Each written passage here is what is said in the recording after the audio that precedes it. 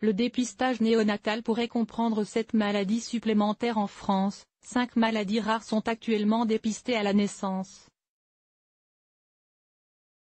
Grâce à un test biologique réalisé à partir d'une goutte de sang recueillie sur un papier buvard. Dans un rapport publié ce lundi 3 février, la Haute Autorité de Santé, HAS, recommande que cette autre maladie héréditaire soit incorporée au dépistage néonatal. Le dépistage néonatal vise à rechercher chez l'ensemble des nouveau-nés certaines maladies rares mais graves, d'origine génétique pour la plupart. Dans un communiqué, publié le 3 février, la Haute Autorité de Santé, HAS, préconise d'introduire cette maladie supplémentaire dans le programme national de dépistage néonatal. Elle s'ajouterait aux 5 maladies déjà dépistées à la naissance ainsi qu'au MACA, déficit en acyle-CoA-déshydrogénase. Des acides gras à chaîne moyenne, déjà recommandés par la HAS mais pas encore dépistés.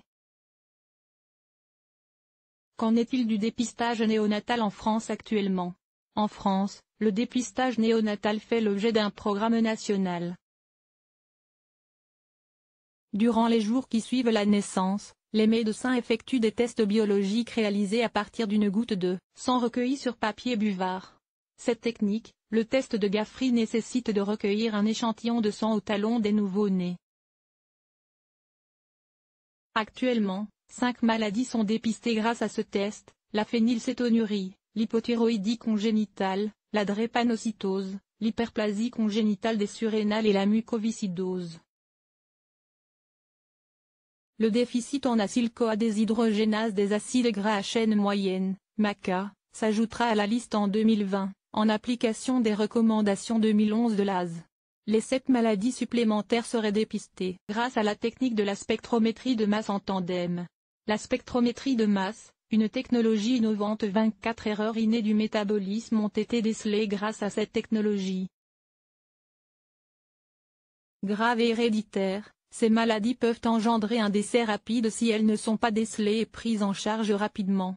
Pour le moment, la HAS préconise donc d'en introduire 7 d'entre elles dans le programme national, la leucinose, MSU, l'homocystinurie, HC, la tyrosinémie de type 1, TYR1, l'acidurie glutarique de type 1, GA1, l'acidurie isovalérique, IVA, le déficit en déshydrogénase des hydroxyacyl-CoA de chaîne longue, le SHAD, et le déficit en captation de carnitine, COD.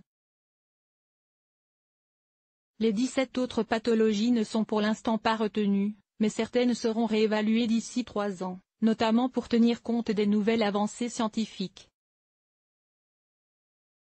Réorganiser les centres d'expertise et les maternités. L'inscription de nouvelles pathologies au programme de dépistage demande une réorganisation des centres d'expertise et des maternités. Concernant les centres, 13 laboratoires spécialisés à ce jour, la HAS précise que leur nombre doit rester limité pour maintenir une expertise poussée.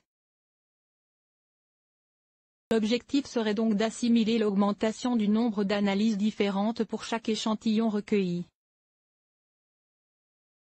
Concernant les maternités, la collaboration entre les biologistes et les cliniciens devra être totale. En effet, le prélèvement au talon doit être effectué entre 48 heures et 72 heures après la naissance.